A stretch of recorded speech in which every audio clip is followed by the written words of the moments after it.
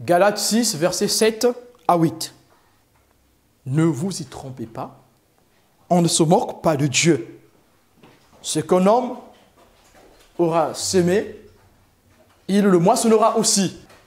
Celui qui sème pour sa chair moissonnera de la chair la corruption. Mais celui qui sème pour l'esprit moissonnera de l'esprit la vie éternelle. Alors, qui se moque de Dieu? On ne se moque pas de Dieu. Mais qui se moque de Dieu? Ce on est mis pour qui? Le on ici, ce sont ceux qui prétendent être nés de nouveau. Ceux qui prétendent être disciples de Christ. Ceux qui prétendent être le temple du Saint-Esprit. Ceux qui prétendent être remplis du Saint-Esprit, mais qui s'abandonnent délibérément, qui s'abandonnent sciemment, qui s'abandonnent volontairement au plaisir de la chair, qui s'abandonnent délibérément, qui s'abandonnent sciemment, qui s'abandonnent expressement, qui s'abandonnent volontairement au désir de leur nature propre pécheresse. Ceux-là qui continuent à obéir à l'instinct charnel. Ceux-là qui continuent à obéir volontairement, délibérément à leur chair. Ces personnes qui sont dans l'Église, qui travaillent même dans le sacerdoce, mais qui délibérément continuent de vivre selon leur penchant. On ne se moque pas de Dieu. Ce qu'un homme aura semé, il le moissonnera aussi. Ces personnes qui sont à l'église, qui s'appellent chrétiens, qui ont une apparence chrétienne, mais qui ne veulent pas faire mourir leurs membres, qui ne veulent pas faire des efforts pour faire mourir leurs membres, sont coupables de moquerie, sont coupables de mépris envers Dieu. Mais qu'on ne s'y trompe pas. De telles personnes recevront leur rémunération. Ces personnes, ce sont des personnes qui ne veulent pas souffrir. Mais pour ceux qui sont appelés enfants de Dieu, ceux qui sont appelés à marcher avec le Christ sont appelés à souffrir dans leur chair, sont appelés à faire des efforts. Alors le Seigneur seul nous connaît, notre esprit sonde nos profondeurs, et l'Esprit du Seigneur aussi sonde nos profondeurs. Il sait exactement qui est réellement enfant de Dieu, qui marche réellement dans la réelle sanctification, qui fait de réels efforts dans sa marche. Mais si nous nous appelons enfants de Dieu, si nous nous appelons fils ou filles de Dieu, et que nous faisons aucun effort pour faire mourir nos membres, alors cela représente du mépris. Alors nous méprisons la grâce de Dieu. Alors nous méprisons l'amour de Dieu.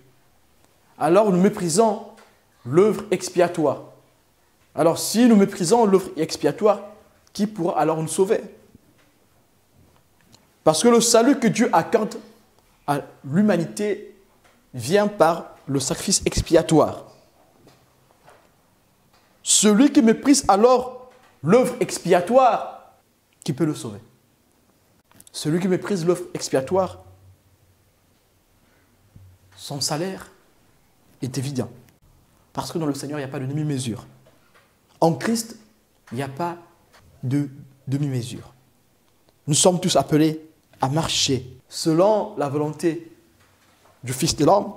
Nous sommes tous appelés à faire mourir les membres qui nous empêchent d'avancer. Nous sommes tous appelés à faire mourir les désirs pécheresses de notre nature. Galates 5, versets 19 à 21. Alors, quels sont ces désirs pécheresses de notre chair? Or, les œuvres de la chair sont manifestes. Ce sont l'impudicité, l'impureté, la dissolution, l'idolâtrie, la magie, les inimitiés, les querelles, les jalousies, les animosités, les disputes, les divisions, les sectes, l'envie, l'ivrognerie, les excès de table et les choses semblables. Je vous dis d'avance, comme je l'ai déjà dit, que ceux qui commettent de telles choses n'hériteront point le royaume de Dieu. Il y a des choses qui sont vécues dans cette société qui ne sont pas données explicitement ici. Mais ces choses sont implicitement données dans des mots que nous avons ici. L'impudicité, l'impureté. Nous voyons que dans le monde dans lequel nous vivons, il y a beaucoup de choses impudiques qui se passent, de l'impureté. Nous entendons aujourd'hui les clubs d'échangistes, tout ce que vous voulez, de tous les mots qui minent les êtres humains. Ces choses ici sont résumées dans ces mots que nous avons ici, l'impudicité et l'impureté. Mais pour les enfants de Dieu qui continuent à marcher dans ces choses, dans la dissolution, dans l'animosité, dans les jalousies, dans l'envie, on est envieux, on veut toujours posséder, on veut toujours avoir ce que l'autre a. L'autre n'est pas bien placé pour avoir cette chose, c'est toi qui devais l'avoir. On est dans les jalousies, les choses semblables. Vous pouvez remplacer les choses semblables par tout ce que vous vivez aujourd'hui, par tout ce qu'on peut voir dans ce monde perdu, loin de Dieu. Mais le Seigneur nous dit une chose, il y aura une récompense pour tout acte. Pour tout acte, il y aura une récompense. Comme il y aura une récompense pour ceux qui marchent dans la vérité, comme il y aura une récompense pour ceux qui marchent dans la droiture, il y aura aussi une récompense pour ceux qui marchent dans les ténèbres. Et la sanction sera d'autant plus grave pour ceux qui ont les pieds dans l'Église, mais aussi le pied dans le monde. La sanction sera encore plus grave pour ceux qui sont ni froids ni chauds. Le Seigneur déclare dans Apocalypse, ceux qui sont ni chauds ni froids seront vomis. La sanction pour ceux qui sont ni chauds ni froids sera terrible. Terrible parce qu'ils ont goûté aux choses de Dieu, mais ils ont bafoué cette grâce. Ils ont goûté à la grâce de Dieu, mais ils ont bafoué cette grâce. La sanction sera terrible pour ceux-là. Ce matin, le Seigneur nous exhorte de ne pas faire compter de ceux-là. Ceux-là qui sont ni froids ni chauds. Le Seigneur nous appelle à nous déterminer dans notre engagement, à nous lancer définitivement. Si je suis venu à Christ, c'est pour le servir. Et ce matin, le Seigneur nous demande encore de nous engager définitivement, de ne pas nous défiler devant cet engagement que nous avons pris, d'aller jusqu'au bout. Le Seigneur nous demande d'aller jusqu'au bout dans notre sanctification, dans notre marche avec le Seigneur, dans le service. Le Seigneur veut que nous allions jusqu'au bout. Dans notre sanctification, tant que le sang n'a pas coulé, on ne pourra pas dire qu'on n'a pas réussi à s'en sortir. On ne pourra pas dire On a tout essayé. Parce que le sang n'a pas encore coulé. Le sang a déjà coulé pour une personne. Puisque le sang a coulé pour cette personne, alors nous avons toutes les armes, nous avons toute la force pour réussir dans notre marche, pour réussir dans la lutte contre le monde, contre Satan, contre le péché. Lisons dans le livre d'Hébreux. Hébreux 12, verset 4. Puisqu'il y a une personne qui a versé son sang pour notre salut, pour notre rédemption, alors nous ne pouvons pas dire qu'on n'arrive pas à servir Dieu. On n'arrive pas à obéir parce que le prix a été payé. Ce que le Seigneur nous demande dans cette marche, c'est de faire confiance au Seigneur. Faisons confiance à la personne qui a tout payé. Oui, le Seigneur Jésus-Christ a tout payé. Hébreux 12, verset 4.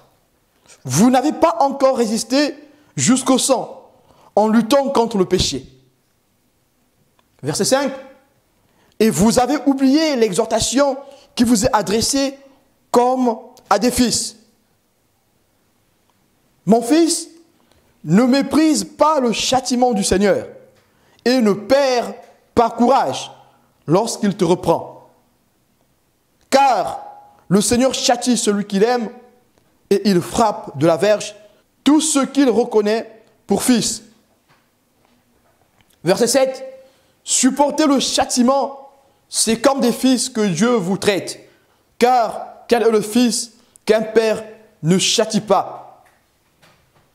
Mais si vous êtes exempt du châtiment auquel tous ont part, vous êtes donc des enfants illégitimes et non des fils. Alléluia. Dans la lutte que nous menons contre le monde, dans la lutte que nous menons contre le péché, nous ne pouvons pas dire que nous avons tout essayé, on n'arrive pas à s'en sortir. Parce que ton sang n'a pas encore coulé. Tant que ton sang n'a pas encore coulé, alors tu n'as pas tout essayé. Mais je t'assure qu'il y a un qui a fait couler son sang. Alléluia. Il y a un qui a renversé les forteresses de l'ennemi. Il s'appelle Jésus-Christ de Nazareth. Celui-là a fait couler de son sang. Son sang a coulé pour nous libérer. Son sang a coulé pour nous délivrer. Et ce matin encore, le Seigneur nous rappelle cela. Ne soyons pas de ceux qui se moquent de Dieu. Dans nos agissements, dans le service que nous faisons pour le Seigneur, dans notre sanctification, soyons ceux qui sont déterminés. Notre manque de détermination dans la relation que nous avons avec Jésus-Christ, notre manque de détermination peut nous entraîner au mépris. Parce que nous ne sommes pas déterminés, alors nous méprisons la grâce qui nous est donnée. Le Seigneur, pour nous accorder cette grâce, a été déterminé. Si nous relisons la passion du Christ, nous voyons que dans la passion du Christ, il était déterminé à sauver l'humanité. Si le Seigneur Jésus-Christ n'était pas déterminé à sauver l'humanité, on ne serait pas là aujourd'hui. On n'aurait pas la grâce que nous avons aujourd'hui. Alors, si nous avons la grâce aujourd'hui, si nous avons la grâce de Dieu aujourd'hui d'être dans sa maison, d'avoir la foi, d'échapper aux griffes de l'ennemi, c'est parce qu'il y a un qui a accepté de saigner, qui a accepté de faire couler son sang. Et il y a un qui a été courageux jusqu'au bout.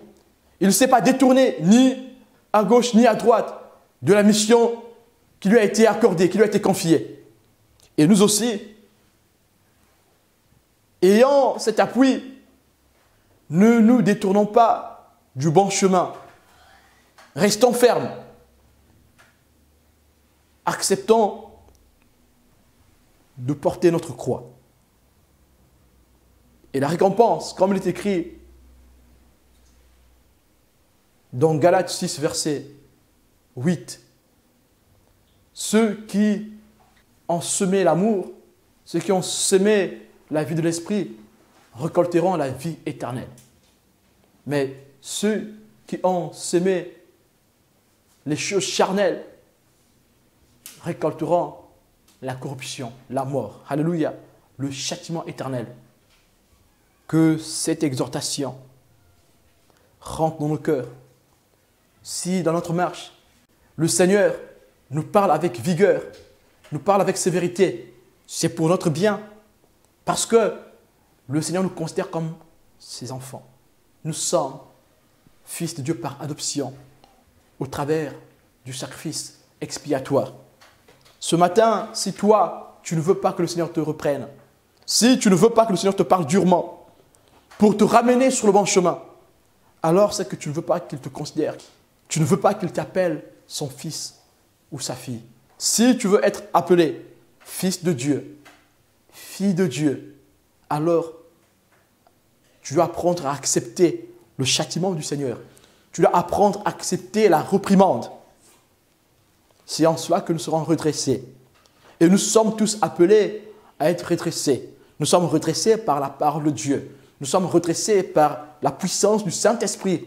On ne peut pas se dérober de la parole de Dieu et de l'action de l'Esprit si nous sommes appelés fils ou filles de Dieu. Si tu es appelé fille de Dieu, si tu es appelé fils de Dieu, tu ne peux pas te dérober de la parole de Dieu, de l'action de l'Esprit, de l'action de la parole de Dieu. Alors si dans ta vie, tu veux que le Seigneur te parle rien qu'avec une chose et sans l'autre, alors tu ne veux pas vivre selon le Seigneur.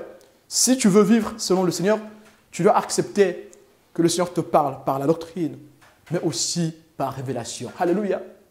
Celui qui veut refuser la révélation, celui qui veut refuser la parole de Dieu n'est pas digne d'être appelé fils.